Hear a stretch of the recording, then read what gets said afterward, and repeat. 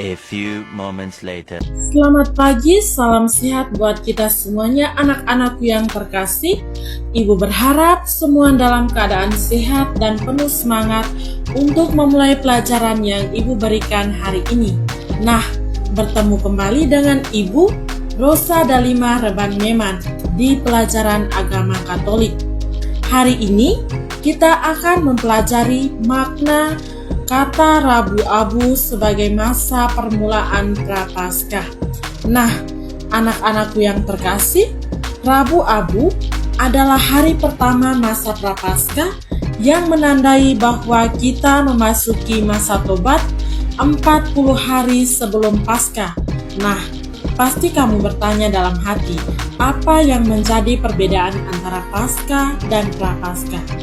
Ya, masa Prapaskah adalah masa di mana kita mengenang peristiwa-peristiwa yang terjadi sebelum Paskah, termaksud Tri Hari Suci, yaitu peristiwa perjamuan terakhir yang kita peringati pada Kamis Putih, kemudian penyaliban Yesus yang kita peringati pada Jumat Agung, dan Yesus di dalam kubur yang kita peringati pada Sabtu Suci, yang merupakan rangkaian keselamatan yang diberikan Allah kepada manusia melalui putranya Yesus Kristus. Dan masa Prapaskah ini kita melakukan pertobatan dengan tepat dan penuh kuasa. Nah, sedangkan Paskah adalah perayaan kebangkitan Yesus setelah kematiannya di kayu salib demi menebus dosa manusia. Dan dalam hal ini kita diharapkan menjadi manusia baru yang meneladani perbuatan kasih Yesus dalam hidup kita.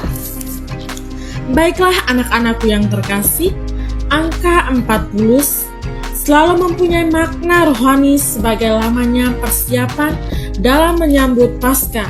Misalnya nih, Musa berpuasa selama 40 hari lamanya sebelum ia menerima 10 perintah Allah.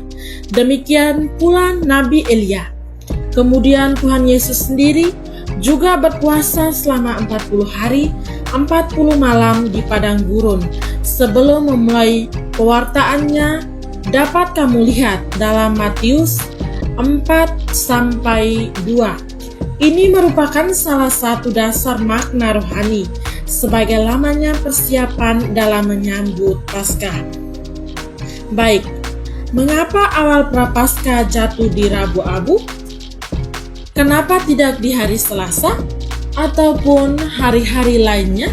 Nah, ini jawabannya. Gereja Katolik menerapkan puasa ini selama 6 hari dalam seminggu ataupun hari Minggu. Tidak dihitung karena hari Minggu dianggap sebagai peringatan kebangkitan Yesus. Maka masa puasa berlaku selama 6 minggu ditambah 4 hari sehingga genap 40 hari. Dengan demikian anak-anakku, hari pertama puasa jatuh pada hari Rabu atau Paskah terjadi di hari Minggu dikurangi 36 hari atau 6 minggu, lalu dikurangi lagi 4 hari dihitung mundur, maka jatuh pada hari Rabu. Jadi anak-anakku, perhitungan awal masa Prapaskah pada hari Rabu disebabkan karena perhitungan 40 hari sebelum hari Minggu Paskah tanpa menghitung hari Minggu. Jadi jelas ya anak-anakku? Ya, sekarang ibu mau bertanya, mengapa dikatakan Rabu Abu? Kenapa abu? Ya, jawabannya adalah abu adalah tanda pertobatan.